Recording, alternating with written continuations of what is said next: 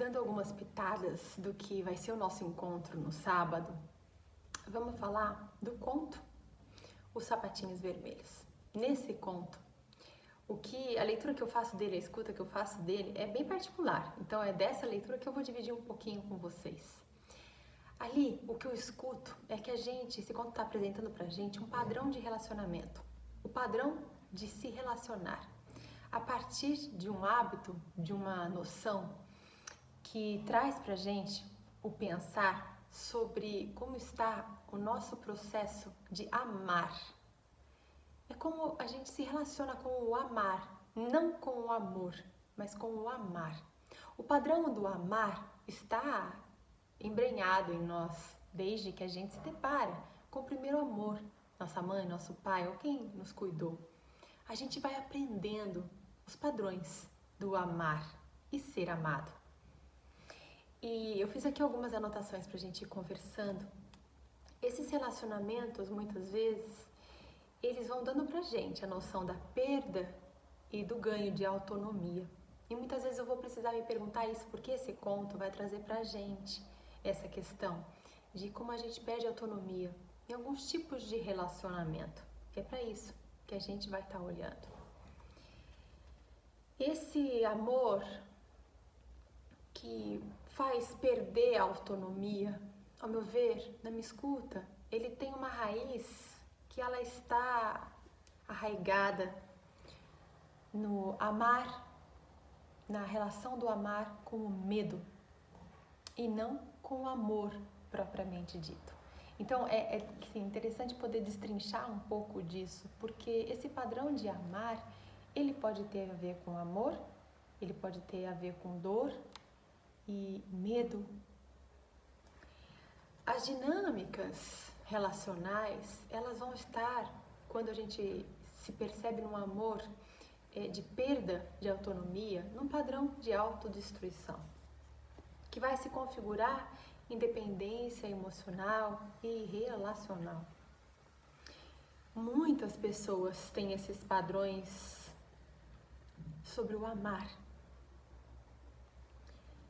Os medos que o ser humano tem se configuram em medos de abandono, do desprezo, do desvalor, da indiferença, da destruição e por aí vai. A gente muitas vezes deposita, e a gente é ensinado isso pela cultura e por todo mundo, né, que passa pelas nossas vidas, a como amar e ser amado. Então, muitas vezes a gente entrega a nossa esperança para parcerias, sejam elas de trabalho, de amizades e até familiares, parcerias que a gente acha, que a gente constrói ilusão de que essa parceria, este parceiro ou parceira, mas a parceria vai afastar a gente de todos os medos, de todas as vicissitudes que a vida pode nos trazer. Então, a gente constitui muitas vezes esperanças, ilusões e desejos infindáveis de felicidade a partir do relacionar-se. Só que agora é um tempo de eu poder olhar para isso, a partir do que esse conto está trazendo para a gente, sobre o amar com medo. Quando o meu amor está em amar e quando o meu amor está no medo. Quando o meu amor está repleto de medo, quando o meu amar está repleto de medo, é para esse tema que a gente vai mergulhar um pouquinho mais. É o nosso amar que está adoecido, adoentado, apartado do amar e do amor. Amar e amor não são a mesma coisa. É o nosso amar que está doente, volto a repetir. Como se esse amar precisasse ser revisto, precisasse passar por um processo de depuração, de olhar e sentir. Essa capacidade de amar, como ela se constrói, da onde ela vem, como ela se dá para nós, é algo que a gente pode fazer nesse percurso. O amar é um formato, pode até ser colocado como um certo complexo. Complexo no sentido de ser a união entre vários pensamentos, sentimentos, emoções e várias funções psicológicas aí, até comportamentos, né? Como que a gente então constrói as nossas parcerias se esse amar está doente, está adoecido, está idealizado, está construído sobre bases que não vão possibilitar o crescimento, a maturidade? Como a gente constrói essas parcerias, então, vai perpassar pela noção de alto valor e do valor que a gente atribui ao outro. E aí eu vou precisar me perguntar, como que eu atribuo valor ao outro? Como eu atribuo valor a mim? Isso faz parte e vai estar sempre entranhado na minha visão, no meu hábito, no meu padrão de amar. Nessa noção que eu construo de amar. E a gente vai caminhando por pensações que esse conto vai trazendo.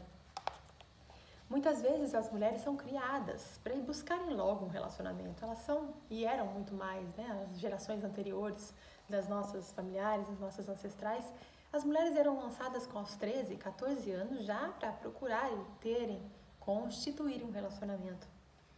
Então, esses fenômenos femininos do amar são pra gente temas muito caros. A nossa própria personalidade, a nossa própria saúde e integralidade.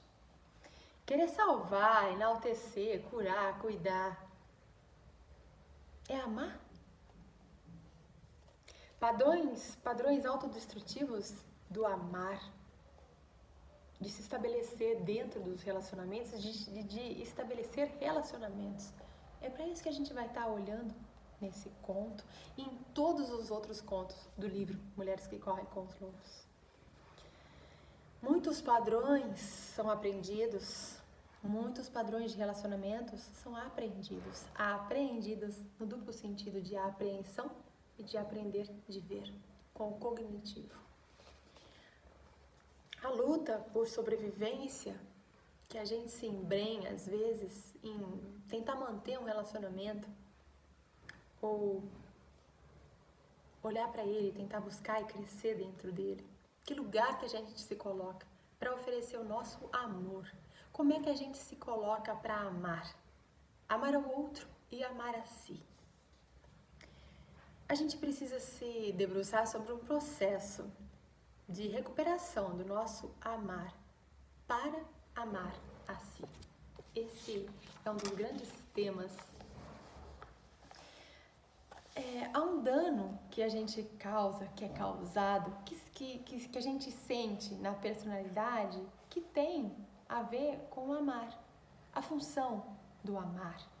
A raiz do amar, estando no medo, ela nos desopila, ela nos tira da qualidade do amar, que o amar tem de essencial. Quando o amar se enraiza nessas relações e nessa raiz do medo, a carência afetiva entra em cena. E certamente essas pessoas que estão na parceria e construindo parceria, elas vão buscar nos parceiros e na parceria o amor do outro. O amor do outro como uma espécie de tábua rasa, de tábua de salvação. Elas vão buscar no amor do outro a autoafirmação, que nunca foi possível dar para nós mesmas. E aí, elas, a partir dessa busca, dessa forma de amar, que busca autoafirmação e busca que o outro me ame porque tampouco eu posso me amar, não constitui, não constrói reciprocidade, nem troca. A necessidade de afirmação vem da carência, que a gente se constitui nela. O próprio ego é uma instância que vive nessa carência e dessa carência. Ele vive para tentar obliterar essa carência. A afirmação que nunca conseguimos dar para nós mesmas, muitas vezes a gente tenta terceirizar e projetar para o outro. No início dos relacionamentos isso até pode dar certo, mas isso não se sustenta. E as feridas que advêm disso são gigantes. Amar não pode nos colocar no lugar de vítima de amor, nem de amar. O amar não pode se consagrar nesse lastro de dor e carência, nesse desejo de ser amada que chega com dor, que é arraigado pela dor. A gente não pode permitir que o amor, nem que o amar, se constitua nesse lugar. O relacionamento e as dinâmicas de autocondenação, talvez aí esteja uma chave para eu começar a olhar para mim e para as minhas parcerias, sobre como eu me relaciono e estabeleço as parcerias comigo, com os outros e com o mundo. Como eu percebo se o outro gosta de mim, se o outro me acha razoável, se o outro se satisfaz com algo que eu fale, e por aí a gente vai falar. Ou seja, essas dinâmicas de autocondenação que eu tenho, como é que isso aparece no outro? O outro está me servindo para balizar isso em mim, para tentar equiparar, para tentar ser para mim algo que eu próprio não consigo ser? É aí então que eu preciso parar, sentir, para integrar partes de mim que o outro não vai trazer para mim. Sou eu mesma que preciso buscar isso. Oferecer para mim coisas que eu nunca ofereci, mas ofereço para o outro, imaginando, presa na ilusão e na carência de que o outro vai me preencher. Vamos trabalhar esses pontos e outros também. Convido você a participar desse próximo encontro. Até mais.